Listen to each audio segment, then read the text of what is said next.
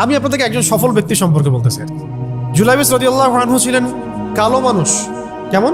একটু কালো, যে খুব উচ্চ বংশের না, ঠিক আছে, খুব উচ্চ বংশের না, খুব সুদর্শন না, খুব লম্বা না, খাটো টাইপের মানুষ, একটু বেটে টাইপের মানুষ। টাকা পয়সা একদমই নাই, একদমই টাকা পয়সা নাই, বংশমর্যাদা এই সব দিক থেকে তাকে আন্ডার স্টিমেট করা হয় আর কি। এমনকি ফিজিক্যাল স্ট্রাকচারও তারা আমাদের অনেকের মধ্যে সুদর্শন। তার অবস্থা কেমন? নবী সাল্লাল্লাহু আলাইহি ওয়াসাল্লামের সাহাবীরা অন্য হাদিস থেকে বলেছেন যে নবী সাল্লাল্লাহু আলাইহি ওয়াসাল্লাম মসজিদে যেতেন, মদিনায় মসজিদ নববীতে যেতেন, রাস্তার পাশে তিনি পড়ে থাকতেন। ধরেন আমরা মসজিদে হেঁটে আসতেছি, রাস্তার পাশে একজন বসে আছেন, গায়ের জামা কাপড় খুব একটা উন্নত না, ছেঁড়া, তাসবিহ নিয়ে জিকির করতেছেন। আপনি কি খুব ফোকাস করবেন তার দিকে? করবেন না। কিন্তু মানুষ তার দিকে ফোকাস করে না খুব একটা, যাওয়া আসা করে, সে পড়ে থাকে। কেউ খাবার দিলে খায়, না দিলে খায় না। এইভাবেই তার দিন যাচ্ছে। কোথাকার ঘটনা এটা? মদিনায়, হিজরতের পরের ঘটনা। সাহাবীর নাম জুলাইবিস রাদিয়াল্লাহু আনহু। খুব উচ্চ বংশের না, অর্থবিত্ত নাই। বারবার বলছি, আমি রিপিট করতেছি কেন? বিকজ এটা আপনাদের সাথে অনেক অনেক মানে সাইকোলজিক্যালি মিলবে বিষয়টা অনেকের সাথে, এবং এটা আমাদের খুব ভালো করে জানাও দরকার আছে। একদিন নবী সাল্লাল্লাহু আলাইহি ওয়াসাল্লাম তাকে বললেন যাওয়ার সময়, হে জুলাইবিস, তুমি কি বিয়ে করবা? প্রশ্নটা কি? খুব মজার আলোচনা না এটা আমাদের কাছে, অনেকের কাছেই। হে জুলাইবিস, তুমি কি বিয়ে করবা না? প্রশ্নটা এরকম ছিল, হে জুলাইবিস, তুমি কি বিয়ে করবা না? উনি তো আকাশ থেকে পড়লেন, ইয়া রাসূলুল্লাহ, আমাকে কে বিয়ে করবে? আমার না আছে চেহারা সুরত, না আছে আমার বংশমর্যাদা, না অর্থবিত্ত, আমি কিভাবে বিয়ে করবো? কে মেয়ে দিবে আমাকে? কে আমাকে মেয়ে দিবে? তো ওদিন নবী সাল্লাল্লাহু আলাইহি ওয়াসাল্লাম চলে গেলেন, কিছু বললেন না। পরের দিন আবার বললেন, ইয়া জুলাইবিস, আলা তাতাযাওয়াজ, তুমি কি বিয়ে করবা না? একই উত্তর, ইয়া রাসূলুল্লাহ, আপনি গতকালকে এক কথা বললেন, আবার বলতেছেন বিয়ে করবো না, আমাকে কে বিয়ে করবে? তৃতীয় দিন নবী সাল্লাল্লাহু আলাইহি ওয়াসাল্লাম আবার বললেন, আলা তাতাযাওয়াজ ইয়া জুলাইবিস, তুমি কি বিয়ে করবে না হে জুলাইবিস? তিনি এবার বলছেন, আপনি কি আমার সাথে রসিকতা করতেছেন? আমাকে কে বিয়ে করবে? তো নবী সাল্লাল্লাহু আলাইহি ওয়াসাল্লাম বললেন যে অমুক আনসারী সাহাবীর বাসায় যাও। অমুক আনসারী সাহাবীর বাসায়, আনসারী সাহাবী কারা? যারা মুহাজির সাহাবীদেরকে আশ্রয় দিয়েছেন। অমুক আনসারী সাহাবীর বাসায় যাও, সেখানে একজন বিবাহযোগ্য নারী আছে, মেয়ে আছে, তাকে গিয়ে বলো যে আমি রাসূল সাল্লাল্লাহু আলাইহি ওয়াসাল্লামের পক্ষ থেকে আমার বিয়ের প্রস্তাব নিয়ে আসছি।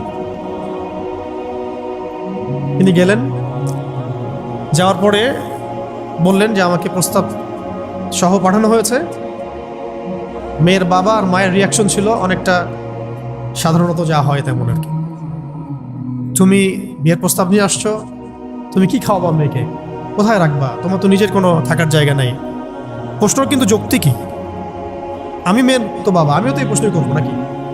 প্রশ্ন করবেন না? আপনার মেয়ে থাকলে এভাবে প্রশ্ন করবেন তো আপনি। তারাও সেই প্রশ্ন করলেন, এমনকি এক পর্যায়ে রিফিউজ করে দেওয়া হলো, না এটা পসিবল। এই কথাগুলো, কনভারসেশনগুলো ভিতর থেকে শুনছিলেন সেই মেয়ে নিজেই, আনসারী সাহাবী, মদিনার আনসারী মেয়ে।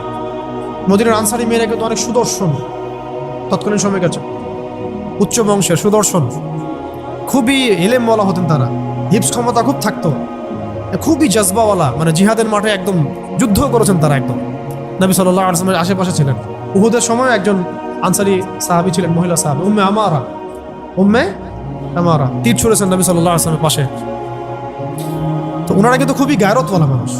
তিনি বলছেন, হে আমার বাবা মা, এই প্রস্তাব কে পাঠিয়েছে? নবী সাল্লাল্লাহু আলাইহি ওয়াসাল্লাম। যে প্রস্তাব রাসূল পাঠিয়েছেন সেটাকে কিভাবে তোমরা ডিনাই করো? আমি জুলাইবিসকে বিয়ে করবো। কে বলছেন এটা? আপনি পুরা সিস্টেম খুঁজে এরকম একটা আনসারী সাহাবীর মতো মেয়ে আমাকে দিতে পারবেন? ইল্লা মাশাআল্লাহ, হইতে পারে ইল্লা মাশাআল্লাহ। তো ওই মেয়ে নারী সাহাবী, তিনি রাজি হলেন। এবার শোনেন, এবার বিয়েও হলো, মাশাআল্লাহ, বাসর হলো, এবং সকালবেলা আওয়াজ হচ্ছে, মদিনার চারপাশে এলান হচ্ছে যে হে মুসলিমরা, সবাই বের হও, ইহুদিদের সাথে যুদ্ধে আমাদেরকে খায়বারে যেতে হবে। ইহুদিদের সাথে যুদ্ধে আমাদেরকে খায়বার আক্রমণ করতে হবে। নবী সাল্লাল্লাহু আলাইহি ওয়াসাল্লাম তোমাদেরকে আদেশ করেছেন। এটা কিন্তু হুদাইবিয়া সন্ধির পরের ঘটনা। আর ইহুদিদের সাথে আমাদের বেশ কয়েকটা যুদ্ধ হয়েছে, বনু কুরাইজার সাথে, বনু কাইনুকার সাথে, বনু নাজিরের সাথে, এবং ফাইনালি খাইবারে এদের সাথে। তো জুলাইবিস রাদিয়াল্লাহু আনহু বের হয়ে গেলেন যুদ্ধের জন্যে। এবং খায়বারের যুদ্ধ হলো, খায়বার অবরোধ করা হলো এবং খায়বার যুদ্ধের বিশাল হিস্ট্রি আছে, আপনারা পড়ে নিয়েন, লম্বা কথা। এই খায়বার দুর্গ জয় হয় এবং এই দুর্গ পুরো জয় করতে, সবগুলো দুর্গ জয় করতে মোট 12 থেকে 16 জন মুসলিম সাহাবী শহীদ হন। 12 থেকে 16 জন বা 18 জনের মতো, এই ফিগার এইটুকুর মতো, 12 থেকে 16 বা 18, এতটুকু এত কম সংখ্যক সাহাবী শহীদ হয়েছেন খায়বার যুদ্ধ জয়ে। আর ইহুদিদের তো বহু ইহুদি মারা গেছে। এবং খায়বার বিজয়ের পরে মুসলিমদের আর্থসামাজিক যে অবস্থান, মানে টাকা পয়সা, ল্যান্ড, গনিমতের মাল প্রচুর বেড়ে গেছে। এখন নবী করিম সাল্লাল্লাহু আলাইহি ওয়াসাল্লাম শহীদদের লাশ তালাশ করছে, কোথায় কোথায় শহীদরা আছে, তাদের মানে কবরস্থ করার প্রসেসিং হবে। উহুদ যুদ্ধেও তো হয়েছে না, ওই রকমই প্রত্যেকটা যুদ্ধেই তো এটা হতো। লাশগুলো তালাশ করতে করতে করতে করতে করতে একটা কর্নারে গিয়ে তিনি দেখলেন সেখানে জুলাইবিস রাদিয়াল্লাহু আনহুর লাশ পড়ে আছে। কার? জুলাইবিস রাদিয়াল্লাহু আনহুর লাশ পড়ে আছে, যার ব্যাপারে আমি গল্পটা বলছি আর কি। এবং তার গায়ে অসংখ্য তরবারের দাগ, ক্ষতবিক্ষত অবস্থা, এবং তার আশেপাশে মোট 1 2 3 4 5 6 7 8 9 জন ইহুদির লাশ পড়ে আছে। ছোট সাহাবী, বলেছি আকৃতিতে ছোট, খুব উঁচু বংশের না, অর্থ সম্পদ কম, দেখতে সুন্দর না। গতকাল বিয়ে করেছেন, কেউ তাকে বিয়ে দিতে যাচ্ছিল না। তার এক পাশে কয়জন ইহুদির লাশ, তার পাশে মোট 9 জন ইহুদির লাশ পড়ে আছে, মাঝখানে তার লাশ ক্ষতবিক্ষত অবস্থায়। এই অংশটুকু আপনারা পড়ে নিয়েন, পড়লে আরো ভালো ফিল করবেন, একা একা পড়লে আরো ভালো ফিল করবেন।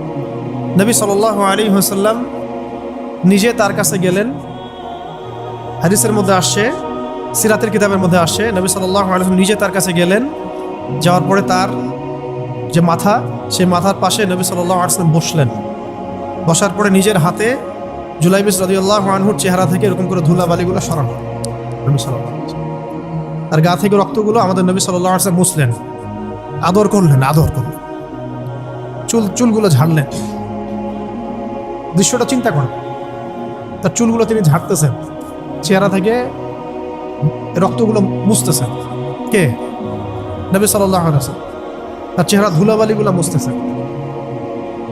নিজের এই পায়ের মধ্যে, উরুর মধ্যে তার মাথাটাকে নিয়ে এসে রাখলেন নবী সাল্লাল্লাহু আলাইহি ওয়াসাল্লাম। রাখার পর এইভাবে আদর করতেছেন। আর এরপর উপরের দিকে তাকালেন, তার জন্য তো দোয়া করলেন, উপরের দিকে তাকালেন, তাকে চোখ নামায় নিলেন। সাহাবা কেরাম তো আশেপাশে আছেন অনেকেই, বললেন যে ইয়া রাসূলুল্লাহ, আপনি এমনটা কেন করলেন, চোখ নামায় নিলেন কেন? তখন তিনি বললেন যে আমি দেখলাম যে জান্নাতের হুরদের মধ্যে অসংখ্য হুর ছুটে আসতেছে, কে জুলাইবিসকে আগে বরণ করবে তার জন্য। তিনি নিজে কাঁদলেন, জুলাইবিসের জন্য নিজে কাঁদলেন, নিজের হাতে তাকে এইভাবে উঠালেন। তিনি ছোট মানুষ ছিলেন। এরপর 2 হাত দিয়ে তাকে উঠায় নিজের হাতে তাকে দাফন করলেন। দাফন করার পর তিনি বললেন, ইয়া জুলাইবিস, হে জুলাইবিস, আনতা মিন্নি ওয়া আনা মিনক, তুমি আমার অংশ, আমি তোমার। হে জুলাইবিস, তুমি আমার, আমি তোমার।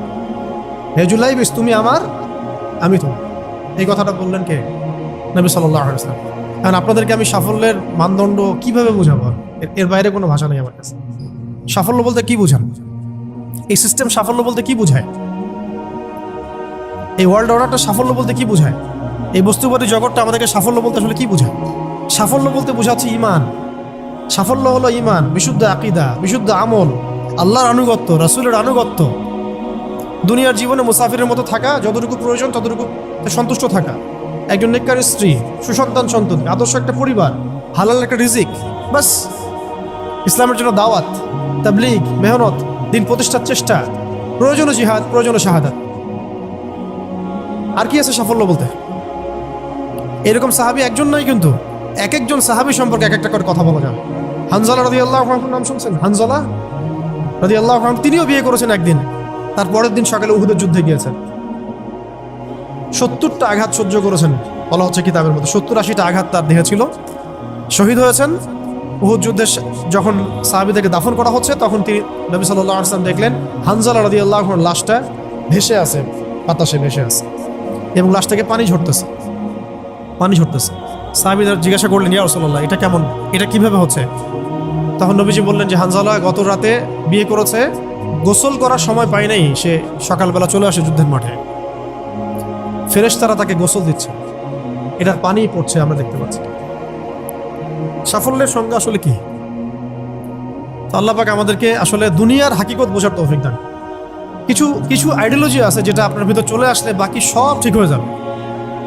আর এগুলোর যদি ভিতরে ঠিক মতো না বলবৎ হয়, আপনাকে আমি ডালপালার ক্রাইসিস সমাধান, ওয়ার্ল্ড অ্যাফেয়ার্স, ইকোনমি এইসব বুঝে দিনের দিকে হেদায়েত দিতে পারবো না।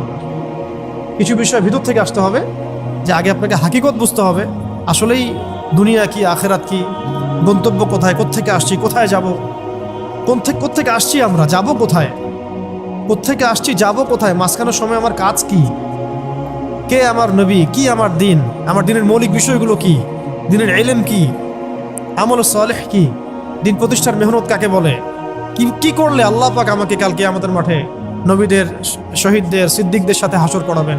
এটা হলো সাফল্যের মূল কথা। এর মানে এই না যে দুনিয়াতে আমরা কিছুই করব না, ব্যবসা করব না, আমরা চাকরি বাকরি করব না, আমরা মানে মুআমালাত মুআশারাত করব না, বিষয়টা তো এমন নয়। কিন্তু কথা হচ্ছে আমাদের মূল উদ্দেশ্যটা কি হবে। স্ত্রী সন্তান তো আমাদেরও আছে, কেন আপনি তাদের ভরণ পোষণ দিবেন, কেন তাদেরকে আপনি বড় করবেন সুন্দর করে? বিকজ তারা আপনার জন্য রিজিকের অংশ, তারা আপনার তাজারিয়া, তাদের উপর আপনার হক আছে, আমার উপর তাদের হক আছে। যার যার হক আমি কেন আদায় করবো? আল্লাহর সন্তুষ্টির জন্য, আল্লাহর সন্তুষ্টি অর্জনের জন্য সব কাজ করা, রাসূলের তরিকায় সব কাজ করা এবং হালাল খেয়ে কাজ করা। এগুলো আমাদের সবাইকে যত দ্রুত সম্ভব এগুলো ঠিক করে ফেলতে হবে।